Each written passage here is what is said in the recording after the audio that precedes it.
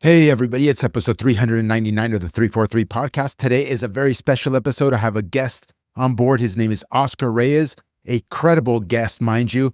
You may have heard me talking a lot about how a certain community, a certain demographic, the largest soccer demographic in the country, is disenfranchised by the system here in the United States. Well, Oscar works with this community. He runs his own shop here in Santa Ana, California, which you might or may not know is a host to a huge population of Mexican Americans. Kind of my people, too, kind of the people that I've fought so hard for over decades, the Hispanic community, more broadly speaking. But I think you need to listen to Oscar in this episode. He talks about all the things we all talk about all the time, but he brings it from the perspective of a legitimate practitioner. So you don't want to miss it. Here we go. How are you, man? Is this your office? This is my office Lovely. In Santa Ana? in Santa Ana, dude. We are deeply, deeply rooted in Santa Ana. I love it. I've been contemplating having some soccer stuff in my background, but I just haven't gotten around to it. I just moved to a new spot. It's in Lake Forest.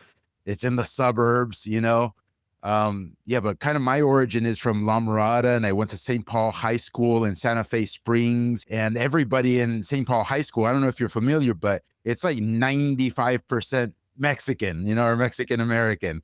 So Yeah. my entire upbringing all centers around Hispanics and Mexican American principally. And I kind of like got their inflections. My parents are from Argentina, but I started talking like a Mexican. No mames, way, no mames, way, no manches, like all that stuff. It's so you guys are my people, if you don't mind me saying that, because I think your heritage is from Mexico, correct? Yeah, definitely. I don't mind. I'm flattered.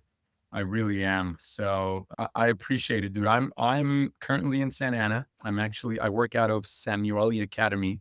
We're a public charter school. So this is my office at Samueli Academy. Part of our operations happens out of Samueli Academy. So we rent fields here. Our SoCal teams and our younger teams play out of here. It's an amazing institution. It's actually very like a European soccer hub type style. It's a 7th through 12th grade school. There's residence halls on campus. There's a soccer field. There's a gym. It's pretty amazing. Maybe in the future, I'd love to tour you here. I've never been there, man. So how do you spell that again? Samueli, Samueli Academy. And so Got the it. founders here it was founded by Orangewood Foundation. And part of the founders is Henry and Susan Samueli, who founded Broadcom. So they also Mm. own the Anaheim Ducks. And then like the engineering programs at UCLA, UC Berkeley, UC Irvine are the Henry and Susan School of Engineering. Got it. Got it. How did you come across and get hooked up with them? Long story short, this school has been operational for about 13 years. Every graduating class has had a cousin of mine graduate from here. I founded a company with my brother called Kings Pro. We made custom shin guards. And so this school is design and engineering based. So students here, it's a STEM school. Ninth grade year, they take intro to design, intro to engineering, and then they choose a pathway. So I used to offer internships to design students here who would design our shin guards for Carlos Vela, LAFC, Mexican national team. So that was my initial involvement. I ran for office in 2020 here in Santa Ana. And Oh, when no I kidding. lost, I was offered a job opportunity here like a week after. So I made a really long story short, but No, no. I love it, dude. And the more you can share, the better, because I don't know how familiar you are with what we've done, but we've been operating in the soccer space our whole lives, here in Southern California, principally. And we just like how Hispanics play, the Latino way of playing, South American way of playing, and we've always seen them as kind of disenfranchised from the soccer ecosystem here. So those are kind of our people, and all our work has been to elevate them as much as possible. well, So it sounds like we have that in common. So a lot of our audience has heard me speak to this effect a lot, but I haven't really had many guests on that do the same, right? Or if I if I can venture to say something like that Yeah. about you. And so I think they need to hear it from others as well, because when I say things like we have amazing players that have the potential to be world-class players, but they're never elevated here, people think I'm talking out of my butt. Honestly, they're like, "Oh, where are all these players, Gary? Name one, name two." And I'm like, "Well, if I start dropping names, you're going to be like, well, who's that? Yeah. That's a nobody. So it's kind of like a self-fulfilling prophecy. I had a really great player. His name was Jose Gomez at Century High School. Choco. Choco, absolutely incredible. When he was 16, because he was playing for Irvine Strikers when he was 15, Ebert there, took him to Club Bruges, and they kind of wanted him at Club Bruges, but passport stuff, all that other stuff gets in the way. So he comes back, and then he plays for my brother, and then he goes on to play for Creighton High School or Creighton College, goes to Final Four, becomes a Herman Trophy finalist, and then nobody in MLS wants him. So it happens at all the levels. Sorry for going on this rant. I just want to give a little bit of a framing for you to then kind of say, okay, this is what I'm doing there in Santa Ana to try to solve some of these problems. I super love it. And thank you for that clarity, because I grew up with Choco, and Choco is one of thousands of cases that I know that I grew up with who are very similar. Choco, I would say, maybe was on the end where people do know him, but I can give you, and Choco can too, can give you thousands of names who you've never heard of, and no one will ever know their names, that were better than myself, better than Choco, better than Michael Orozco, Christian Ramirez, and these are all my buddies. They will say the same to you. So I love the preface of it. If I can kind of preface where I'm coming from, and then I would love for you to ask questions and let me know what I should share. Um, First of all, a little bit of a disclaimer. Um, I'm gonna try my best not to name drop, and I'll tell you why. Because I currently have a sister in the system who plays at Tigres, who came from UCLA, who plays in the Mexican national team. I have a brother-in-law in Frankie Amaya, who now plays at LAFC, belongs to Toluca, came from UCLA, in the US pool. And so I have a constant talk and battle with them. And we just kind of like mutually agreed that I wouldn't name drop because it could taint their current Sure. situation. So I'm going to refrain from specifics that could taint them, but I won't refrain from other things that I don't think would taint them. And that's the only reason I'm going to kind of shy away from name dropping. So just for your understanding, that I was a little asked to go the full length, but I will go there. Um, Really long story short, dude, is I come from I was born in Mexico. My brother Jorge Reyes, who's the director of soccer operations at Long Beach City College, we were both born in Mexico. I came to Santana when I was 1 month old.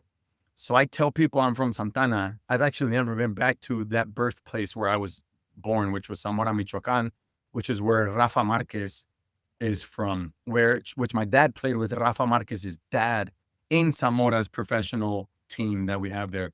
And so I'm from Santana, and my dad came over here with my mom, with myself and my brother, in search of a better opportunity. My father played professionally in Mexico for Zamora, for Atlas, then played in Germany for Karlsruhe, in a moment where soccer players didn't make the type of money that soccer players make today. So he came to the US thinking, I got to give my kids a better life.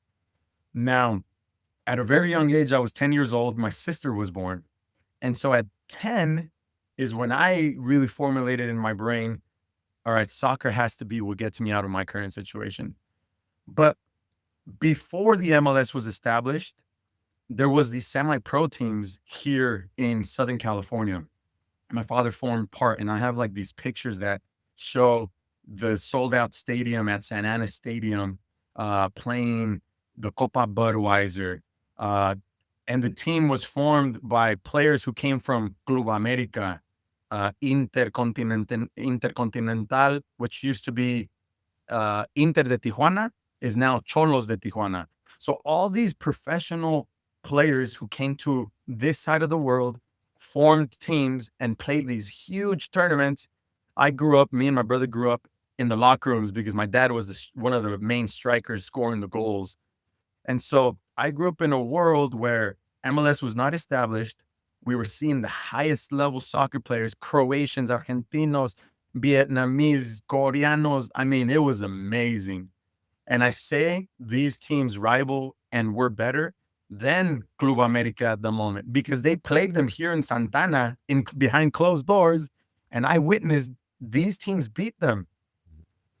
And so today I hear Alexi Lalas and all this stuff. And I'm like, damn, dude, like what happened was, there was a monopoly, and this monopoly controls everything, controls the market, controls the visuals, and they pretty much left everybody out. And so I'll get to that. But essentially, I knew soccer was what was going to take me out of my current situation.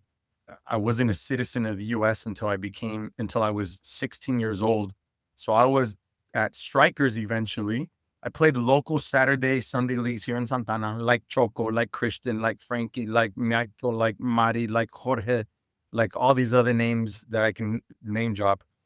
And these leagues here in Santana today, without knowing, I think do the biggest deed in the United States for soccer players.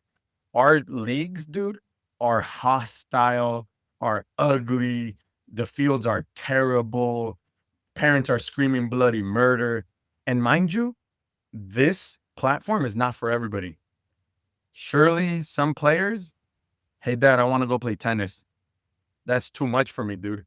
Surely the pressure of the parents on the sidelines screaming to the refs and screaming to the goalies and ¿qué estás haciendo? And is not for everybody.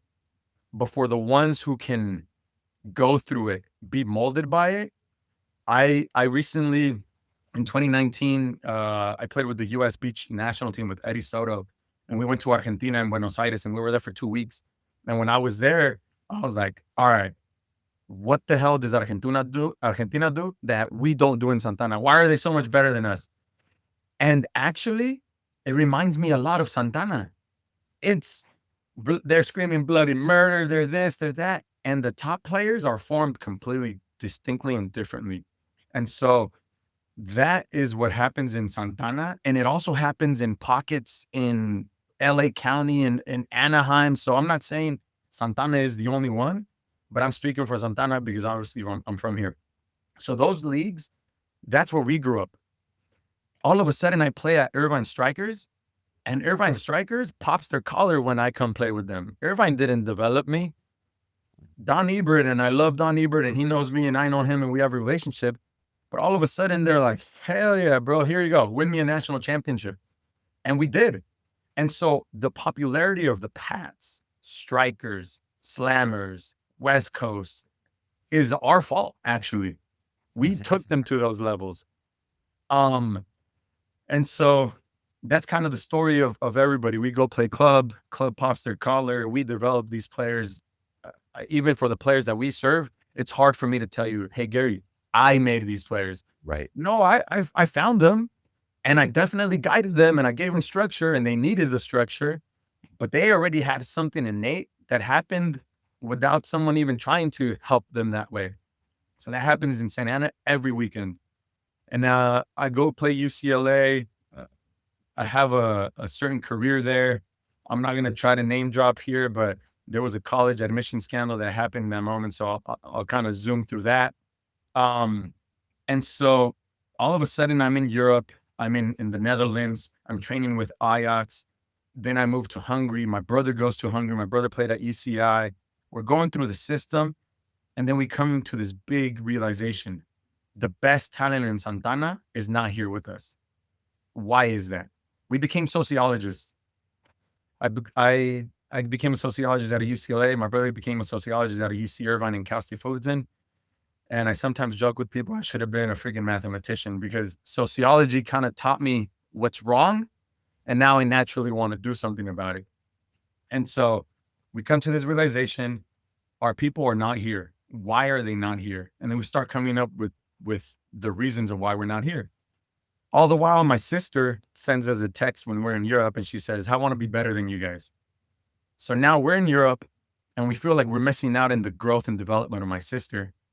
So that naturally brings us back. So in 2014, we come back with this vendetta of we're going to have our own legacy project program where we're going to bridge the entire gap and address all these barriers that we know we have. And I'll name the barriers right now. All the while, making sure my sister becomes our first case study. My sister, when she was 11 years old, sent us this text, I want to be better. And the first conversation that I had with her via a FaceTime, because I was in Europe, she was over here, is, Maricarmen, let me see your fingers. And she goes like this. And I'm like, your fingers are red. So until you stop eating hot Cheetos, I don't want to hear that you want to be a better soccer player than us. Let's start there. Next FaceTime call, her fingers were not red. And the purpose of that was, let's start with the discipline part.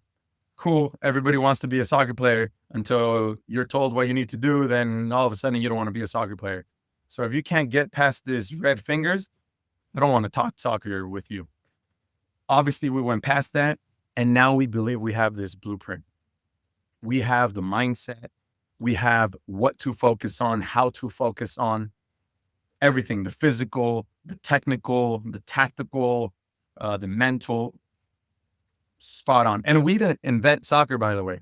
It's been invented. We just have been so embedded in it that nobody can tell me essentially what it is and what it is. And I saw it clearly, and it is what it is. And so my sister rosters then, gets recruited with the Mexican national team, has a stellar career, plays her first World Cup at 17, lands at UCLA, gets a scholarship, wins a national championship at UCLA, scores the winning goal in the national championship final against UNC to win the national championship, catapults her career, is now with Tigres. She's an Adidas athlete. She's the top best paid player in Mexico, etc. Frankie Amaya is the same age as my sister. They've been dating since high school. Again, did I do everything for Mary? No, I was someone who was able to guide her. She had her own thought process and it came from her first. And so did Frankie. Frankie was already developed. We helped try to guide him as well. We put in some words for sure. He went to UCLA, became the first pick, first ever person in Santana's history to do that. Was drafted, was recently sold for $4 million to Toluca, now is at LAFC. And again, is that all because of us? I would never say that about any soccer player, but we now have a blueprint and there is a way, and there's never been a better time to be a soccer player than my sister 10 years ago wouldn't have had a career because women's soccer was just uplifting. And in 10 years, there's going to be even more opportunities than what my sister had. And so here's my realization. In building a pilot program, we eventually founded La Academia, myself and my brother. It's our nonprofit organization. We founded it in 2019. We had a pilot program here out of Santa Ana. In serving our families, we found the three biggest barriers. One, elite soccer is too expensive. Two, elite soccer is not local. All my families have had to go to Irvine, to LA, to Riverside, wherever it is. And three, my families don't know where to seek the path to college or path to pro. Tienen las ganas, they have the will, but they don't know who to ask. Hey, what should I do? What should I eat? Where should I go? A through G, what is the college process like? NCAA ID, clearinghouse. And they don't know where to turn and ask those questions. So those are the three barriers that we are addressing. We are, one, making it affordable. We charge $2,500 a year, and we play in the Elite Academy. If you go to Irvine, they're paying about $4,000 plus or minus.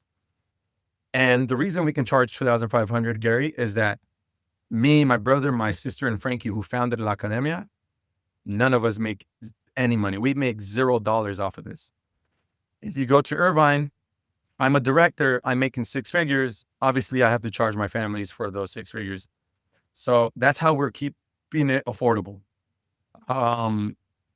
Two, we're making it local. Now my families don't have to go to LA, to Riverside, to San Diego, to South County. We can stay in Santana.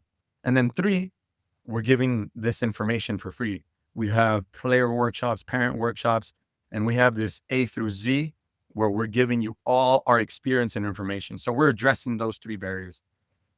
In my realization, before I get to where I think that we are being left out, I think it's intentionally. I don't think it's an accident. Before I get there, my realization was traveling the world. I realized that soccer is a business everywhere. It's probably the biggest business in the world. But everywhere else in the world, it's in the business that's in the best interest of the player. For example, I was in Santos in Brazil, and Neymar was my teammate. I was 18, he was 16. Santos approaches Neymar's parents and says, "Hey, Gary, your son Neymar, phenomenal. Doesn't have to pay a single dollar, but we're going to polish him. And when he's ready, we're going to sell him. And you guys are going to make money. Neymar's going to make money. We're going to make money." I love that model because it's at minimum in the best interest of the player. You have skin in the game as a parent. I have skin in the game as Santos, as an organization, and so does the player. If we don't polish him, our investment went to 0. It was not worth it. You lost, we lost, he lost. So I don't mind that because it's in the best interest of the player and we all have skin in the game. And that was my realization. In the US, it is a business, but it's in the business of making money off of anyone who can afford fees. Gary, I don't care if your son is 10 years old and doesn't want to be there. I'll hold his hand through my practice. He's crying. I'll clear his tears because you're going to pay me $5,000 a year. And that's all I care about. That's where it went wrong a long time ago. I don't really see a fix for that. Also, the reason we have to charge $2,500 is, 1, the leagues that we pay in are super expensive. The fields that we rent are super expensive. And the coaches that I hire are world-class coaches. And I need to make sure I pay them. Otherwise, Pats will pay them more to do less. And so that's where our $2,500 go to a year. And so, and I want to throw this to you now. I don't know the fix. I don't think there's a big fix because the monopolizers already have a threshold there. And then I also know that these US Soccer, MLS, they don't want to hire me because they don't want me to talk truth. I think they're trying to hire people who will continue to speak their truth and stay within their lanes. And that's also, people with my color aren't reflected there. And therefore, that culture, their player profile, their playing style, we don't fit that. They've never been looking for us. I always tell my buddies, US Soccer has no idea where their best talent is in the United States because they've never been to Santana. And I have buddies, dude, in the US Soccer system. Come hang out. They don't come. They're not here.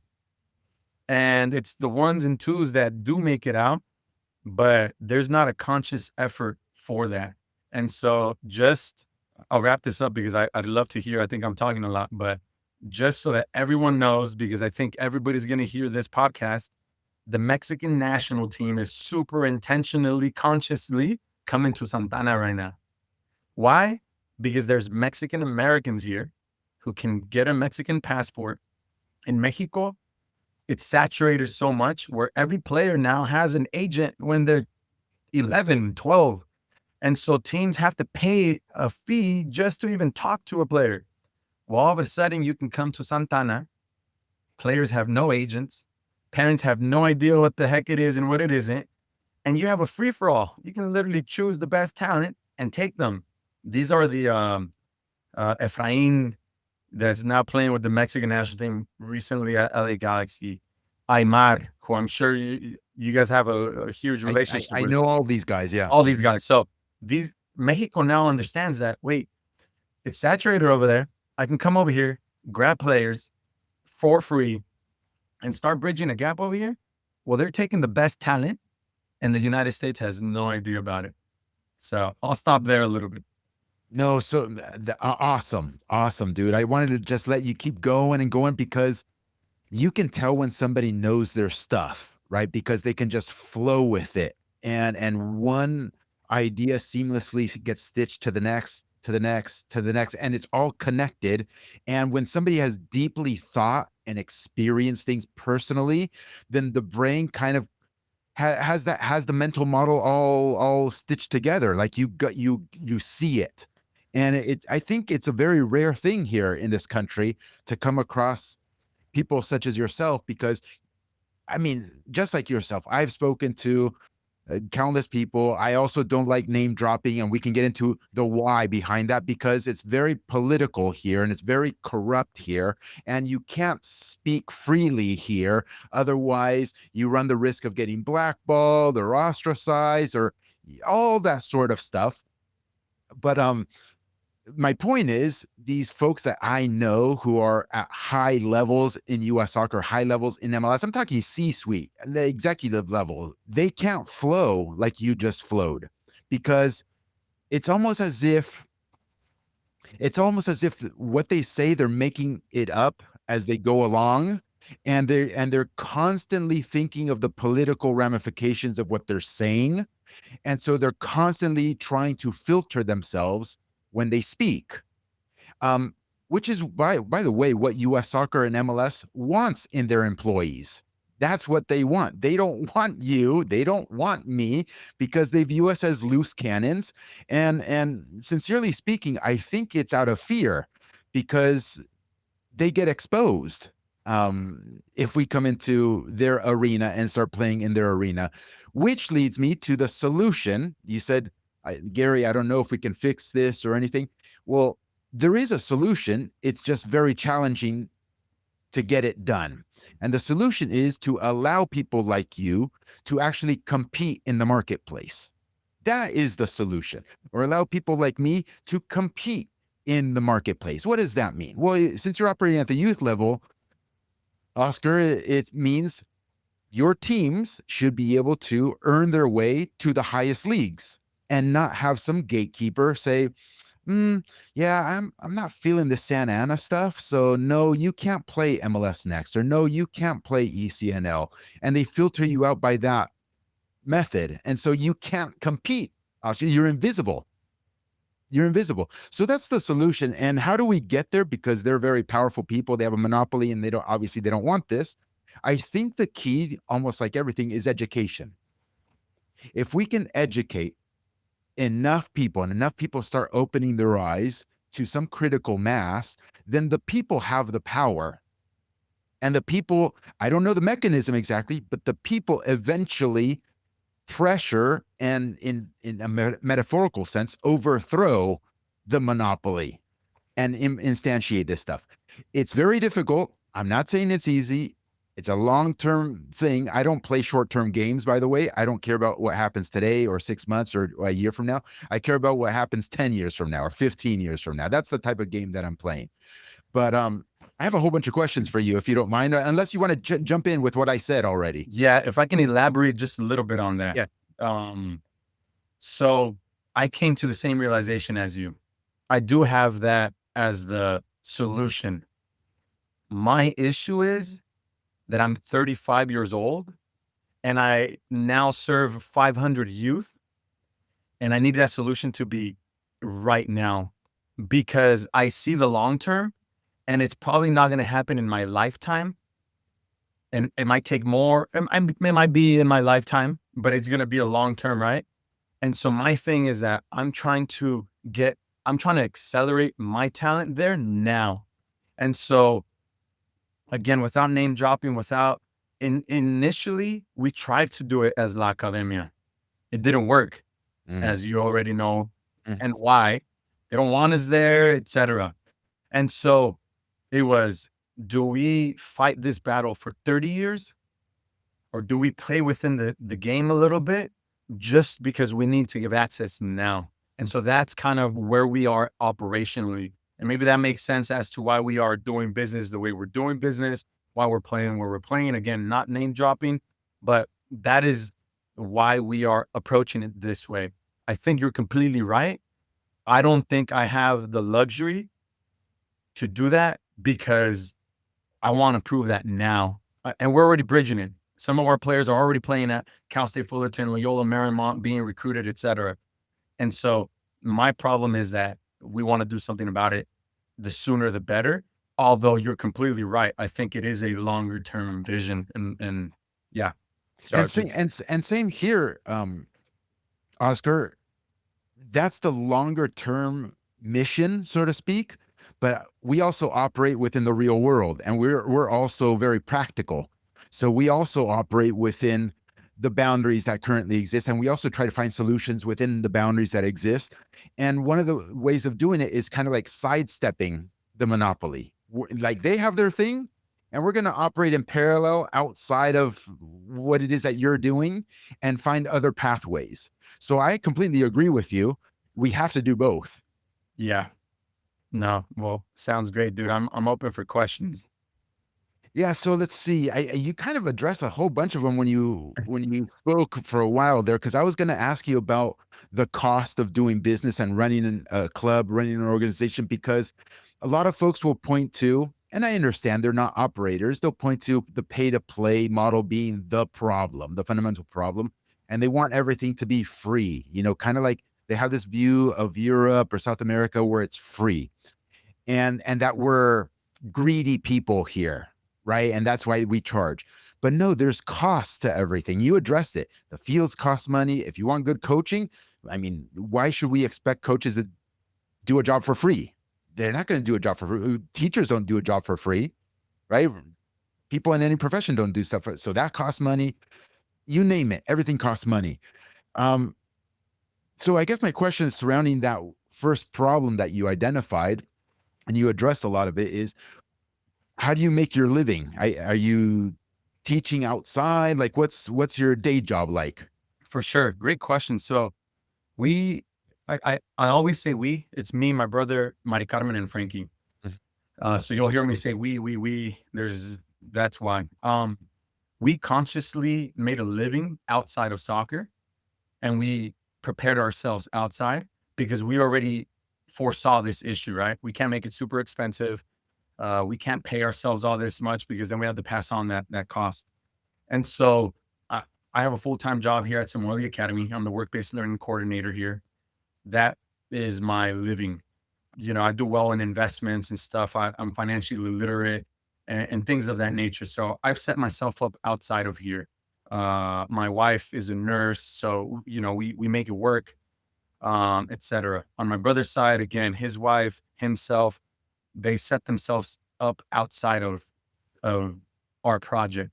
And so that was a vision a long time ago, first and foremost, that we knew we needed to do something to lower those costs. And so that's what we did. So we do have jobs outside of here, outside of La Academia, that pay our bills and give us our living. So that's one. Actually, recently we were politically attacked here in Santana. We were there was public statements made that we're for profit. We're nonprofit. That we're making millions off of this. Again, I just mentioned we make $0 off of this. What people don't understand, like you just mentioned, is that there are operational costs. When we first started, our operational cost was $270,000, and we only brought in $230,000. So who comes up with the difference? Me, my brother, Jorge, Mary. So again, people don't understand that side of things, that we need to bring in money because, like you said, who is going to pay our elite coaches? I don't expect them to pay our coach for free. There's no way in hell you can ask someone to coach for free, run the highest operations, and then everything for free. So yes, the cost comes down to our operational costs, which the biggest cost is the fees we pay to play in these leagues are expensive. The fields are expensive and our coaches are expensive. So that's where the costs go. Now, I also don't believe in the free model, by the way. We did a pilot program for free, and we came to the realization that when you give people stuff for free, they do not value free. All of a sudden, they don't show up to practice because why would I? They don't show up to games. They show up to game a minute before the game. Nah. When it costs them a little bit, when they have skin in the game a little bit, all of a sudden the pressure's on for them. They pressure their kids to make sure they're on time. So I don't believe in this free model. I do believe we should reduce fees, but until we have our own facilities with our own investors, with our own capital, unfortunately, in the United States, it'll continue to be a pay to play model. No, and I agree with you. I don't believe in the free thing either. Perhaps with one exception is if you do have a first team, right? A professional team, it's okay. You can't have that barrier to entry, first and foremost. The best of the best, you have to get the best. And secondly, it's kind of like you have the leverage of, oh, you don't show up or you don't want to do what is required of you. Well, guess what? You're never going to play for our first team. Bye bye. See you. There's another guy over here who wants Yep. to play for our first team. So you have that involved. I agree wholeheartedly on that front. If you don't mind me going back to the political thing, because I saw your post on X where you guys made a public statement about it. And I just want folks to have even a greater appreciation for the struggles that we operators face all the time, because it's warfare out here. You know what I mean? And especially when it comes to fields, because it's a limited, scarce resource. And, you know, a lot of the mega clubs, because of consolidation, have locked these things down on long-term leases. So even if you wanted to be like a disruptor in the good sense of the word, it's hard to even get your foot in the door or have staying power because of the political connections that the mega clubs potentially have with the local governments. So I don't know if you can expand a little bit on that, if you don't mind. Yeah, definitely. So it's been really interesting here in Santa Ana. So one, we we are from the community. We grew up in soccer, and so that's our expertise. And so there's been a gap in our city that we're addressing that gap now. I mentioned that we grew up playing in these Saturday and Sunday leagues. They exist. And by the way, there's enough fields and talent for all of us to exist. So we're accused of trying to monopolize fields, monopolize the talent, which is further from the truth. We want competition. There is enough field space for everybody. The issue at task essentially is field accessibility, that there's not been an equitable format of accessing fields. And so again, there are enough fields in our city. There's enough talent for everybody, for all the organizations that operate. The city just has never made a conscious effort of saying, Gary, what do you guys need? Oscar, what do you guys need? Okay, maybe we don't all get what we want, but now at minimum, there's an understanding of, okay, you guys need these days, you guys need that, etc. So recently, uh, we were accused of trying to monopolize, which we're not. We do want consistent field access. We need that. We're looking to play MLS next. How do you ever play at the highest level if you have no consistent fields? That's my biggest nightmare, for example, right? If I can't tell MLS next, you, Gary, you're MLS next. Yeah, perfect. Look, we have a plan. We have fields Monday through Thursday. We can operate, and we can get the fields 30 days out of the year to play our home games. That's what we need.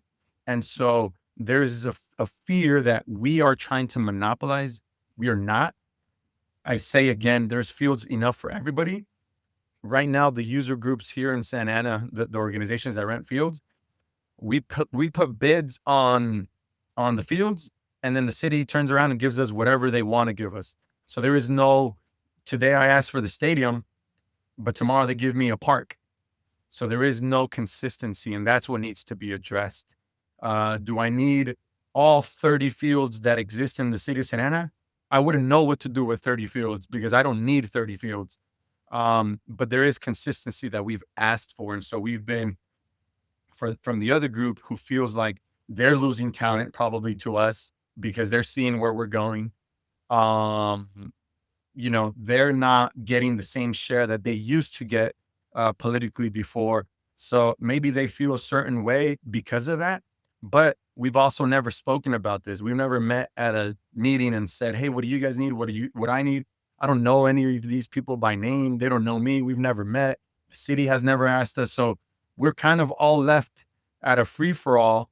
Obviously, it looks terrible from every side because we've never had a conversation about it. What I'm asking now is a great time to sit down and have a conversation, transparent, honest. What is it that everybody needs? See what everybody's needs are. And then also realize that we're bridging a gap that's never been bridged in the city of Santa Ana, because for 30 plus years, the strikers, the Pats, they come to Santana and all our best talent is not even in Santa Ana anymore. They're at LA Galaxy, they're at LAFC. So we're just trying to have this conversation finally is what we're trying to accomplish here. Got it. Is it other youth clubs that are, you know, doing this, for lack of a better phrasing? No? Not in Santa Ana. So Santa Ana has, again, local leagues. They Got play it. Saturdays and Sundays. They're Got not it. affiliated with almost anything. It's just like these grassroots leagues. But then there's a ceiling, for example, and then we're addressing that further ceiling, right? Got it. Got it. Perfectly understood. Are there any longer term plans or dreams from you and your brother and your sister and even Frankie as to maybe one day Santa Ana having a professional team, whether it operates in USL League One, USL Championship? Sky's the limit, but is that even a remote thought in your guys' minds? And are you potentially working towards that if it is? Well, thank you for the question. That's always been the end result. So the end result was that we first established the La Academia, the academy, from U4 through U19, and then we have this pro franchise. And so, because you're giving me this platform and you're asking the question, I tell anyone who's willing to hear, and I'm super open about it and transparent because I think that's the only way it's going to happen. The goal is to have a professional team out of Santa Ana. We have conversations. There's nothing concrete, but we've had conversations. I'm actively inviting and speaking to people with capital who want to see something like this happen. So that is the end result for a couple of reasons. That is the legacy project. That is what's going to outlive our lives. But also today we lose players to LA Galaxy, LAFC for free. And we broker these deals. Again, we can't compete with what LA Galaxy has right now. We're aware of that, and we are not barriers in the lives of our youth.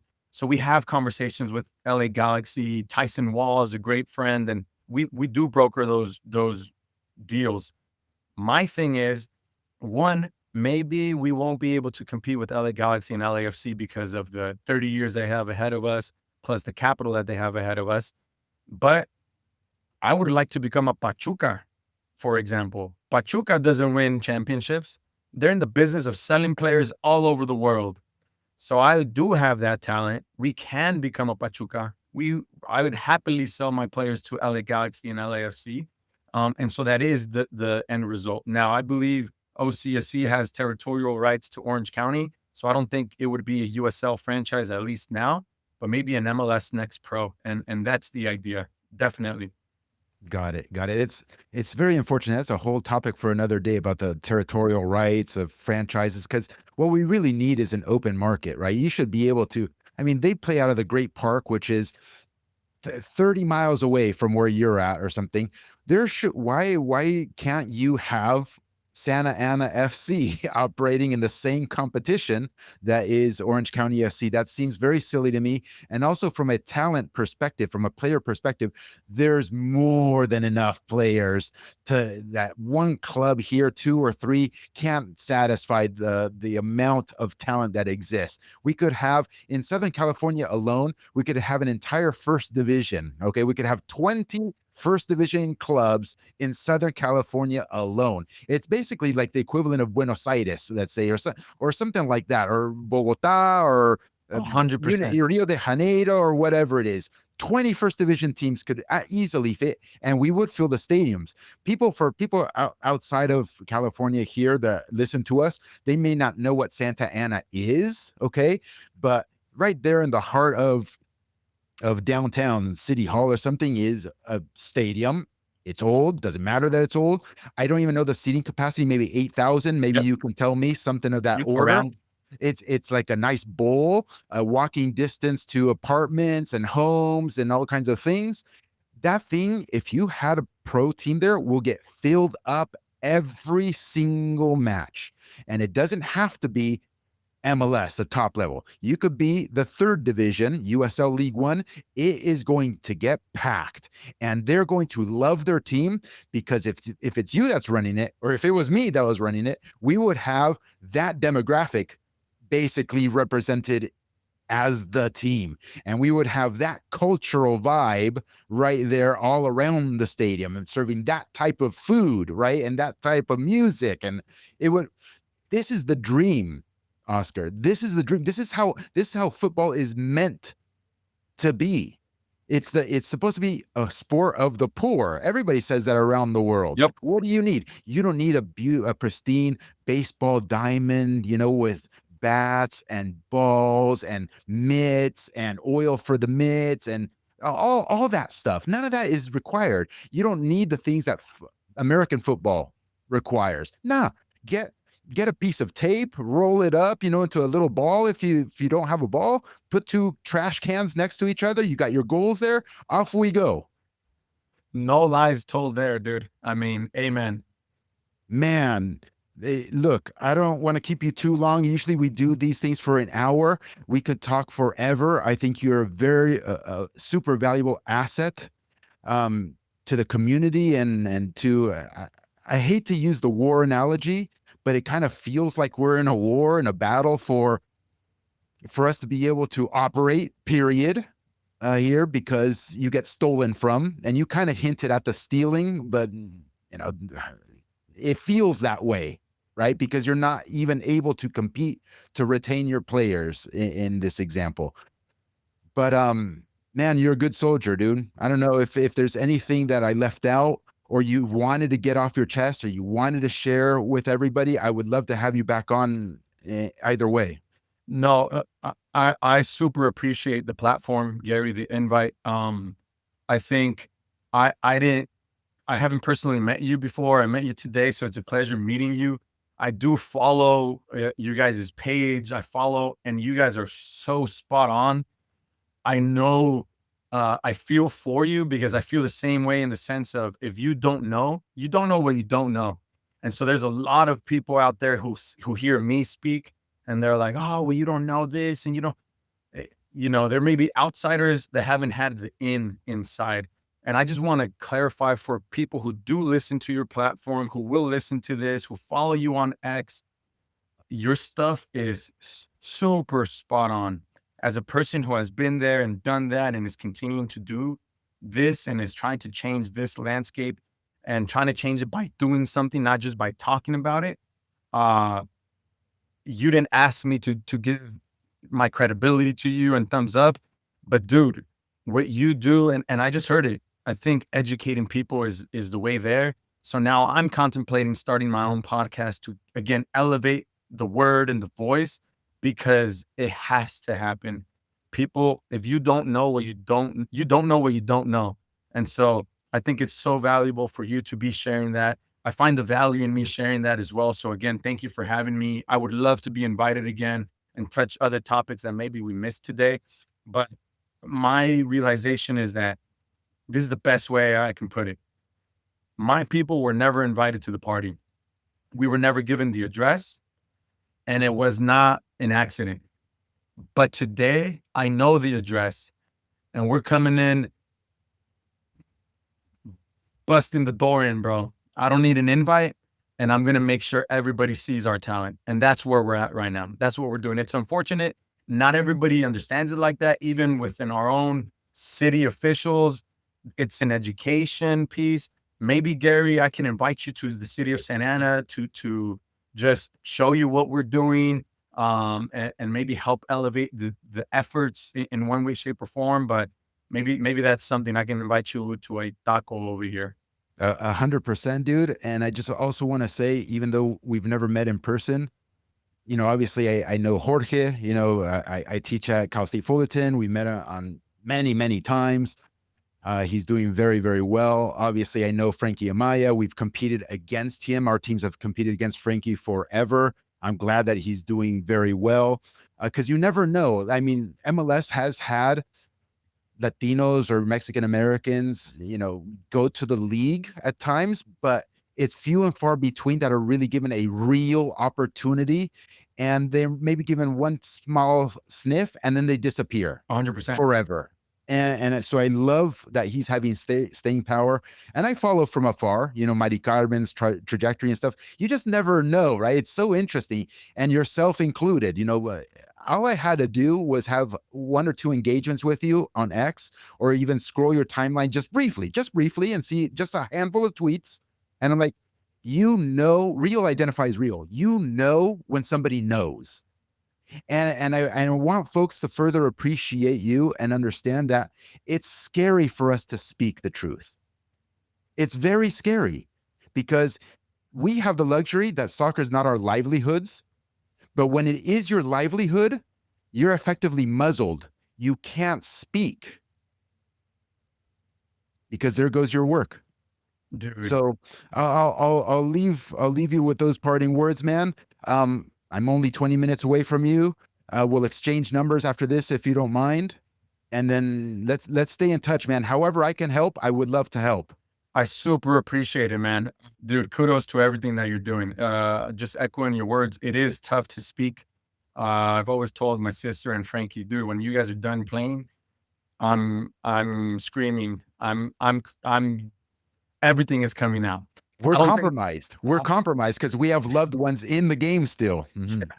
So I don't think that'll ever happen, because obviously I run a whole academy, and it's gonna get back to somebody. But the truth is that, and so we're trying to do something about it. I'm of that mentality, dude. We're doing something about it. We don't just talk about it. I ran for office. I'll probably run for office sometime in the future again. Not because I know everything, Gary, but I'm resourceful enough to find those answers and solutions for the welfare of all, because I don't have monetary skin in the game. And I think that's also what clouds a lot of intentions, right? When you rely on something financially, well, obviously you're going to pull this way or pull that way. I've set myself up for life, dude, outside of the soccer world, outside of that, where that is not a game for me. So we are so deeply rooted with the most purest intentions. And I just appreciate you giving me this platform, dude. Love you, brother. All right. Thank you again, dude. And we'll talk soon. Love it. See you, Gary.